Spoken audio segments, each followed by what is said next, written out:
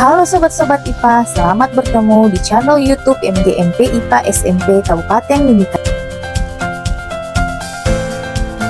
Assalamualaikum warahmatullahi wabarakatuh. Halo sobat IPA, selamat datang di pembelajaran IPA SMP Negeri 4 Mimika. Bersama saya Murtafia, kali ini kita akan membahas materi bioteknologi.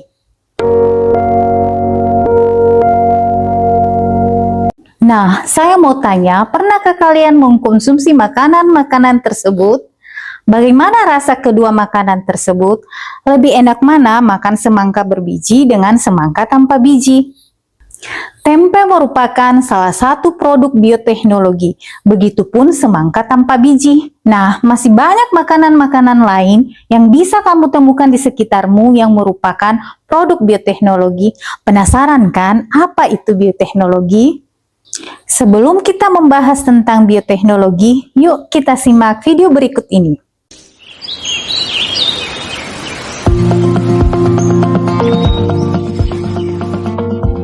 Dalam perkembangannya, kemajuan teknologi dimanfaatkan untuk membantu pengelolaan kegiatan pertanian dengan tujuan meningkatkan efisiensi, efektivitas, dan produksi pertanian.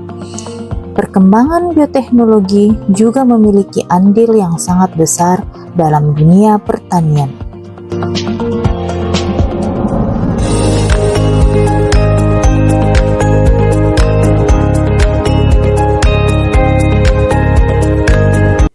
Jadi, setelah menyimak video pembelajaran ini secara utuh, kalian diharapkan mampu menjelaskan pengertian bioteknologi, menganalisis perbedaan bioteknologi konvensional dan modern, dan mampu mengidentifikasi peran bioteknologi dalam kehidupan manusia. Bioteknologi adalah pemanfaatan makhluk hidup secara utuh maupun bagian-bagiannya untuk menghasilkan atau memodifikasi produk yang bermanfaat bagi manusia melalui cara atau teknologi tertentu. Dengan kata lain, kita memanfaatkan organisme atau bagian dari organisme itu untuk mengolah satu produk yang bermanfaat bagi kehidupan manusia. Bioteknologi mengubah ilmu menjadi solusi kehidupan. Bioteknologi telah ada sejak ribuan tahun lalu. Sejarah bioteknologi diawali pada saat Louis Pasteur, seorang ilmuwan asal Prancis, menemukan pertama kali adanya mikroorganisme dalam makanan pada tahun 1870. Kemudian, Edward Buncher menemukan fermentasi alkohol dengan perantaraan ragi pada tahun 1897, menghasilkan etanol dan karbon dioksida. Sekarang ini, bioteknologi bukan hanya proses fermentasi untuk membuat makanan dan minuman, tetapi telah berkembang hingga teknologi genetik modern. Seiring berkembangnya ilmu pengetahuan dan teknologi, maka bioteknologi juga berkembang, sehingga sekarang dikelompokkan menjadi bioteknologi konvensional dan bioteknologi modern. Kira-kira apa bedanya ya? Kita mulai dengan membahas bioteknologi konvensional. Bioteknologi konvensional adalah bioteknologi yang memanfaatkan secara langsung mikroorganisme seperti bakteri, jamur untuk menghasilkan produk yang berguna bagi kesejahteraan manusia melalui proses fermentasi tradisional yang telah lama diterapkan. Ciri-ciri teknologi konvensional itu dilakukan secara sederhana, baik teknik maupun peralatan yang digunakan, dan tidak memerlukan keahlian khusus. Contohnya pembuatan roti, tape, tempe, kecap, yogurt, nata de coco, keju, dan berbagai produk konvensional lainnya.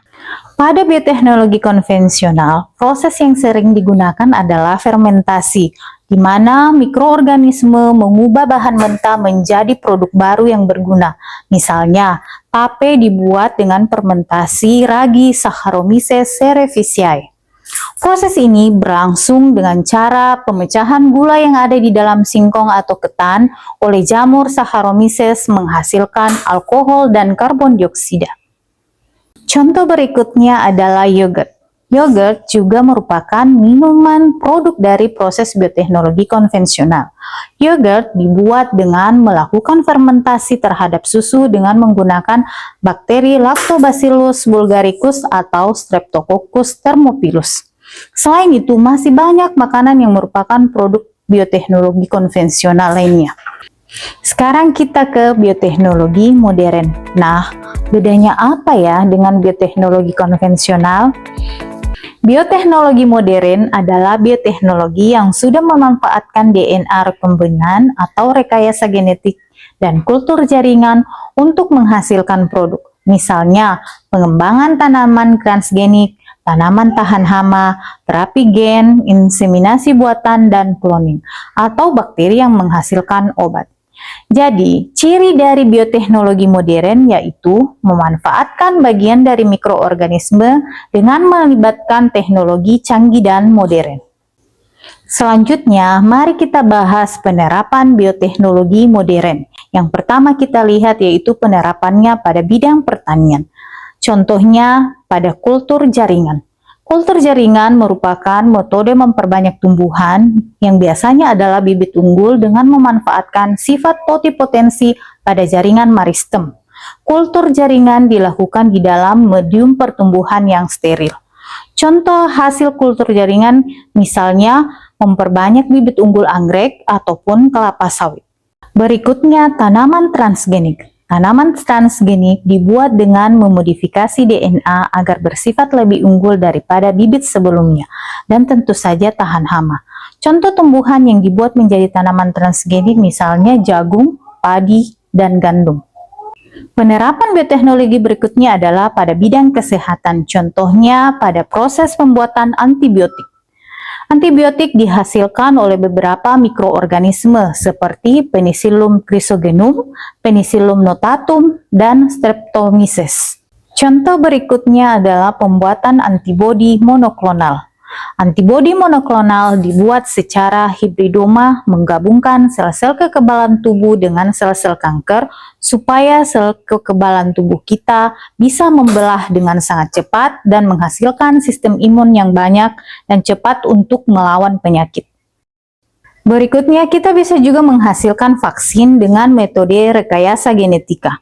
Proses pembuatan vaksin biasanya dilakukan dengan merekayasa DNA bakteri yang digabungkan dengan DNA virus yang ingin kita buat.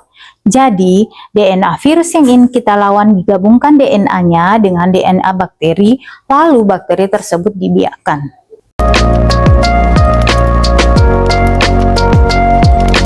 Jadi, adapun kesimpulan dari pembahasan kita kali ini yang pertama, bioteknologi adalah alat yang memanfaatkan organisme untuk menghasilkan produk bermanfaat. Yang kedua, inovasi dalam bioteknologi membantu berbagai sektor seperti pangan, kesehatan, dan lingkungan. Yang ketiga, jenis-jenis bioteknologi berkembang dari yang konvensional hingga modern dengan aplikasi luas dari pertanian hingga terapi genetik. Yang keempat, bioteknologi memiliki potensi besar untuk mengatasi masalah global. Demikianlah sekilas tentang bioteknologi. Ingat, bioteknologi mengubah ilmu menjadi solusi kehidupan dari makanan, obat, hingga lingkungan. Sampai jumpa di materi selanjutnya.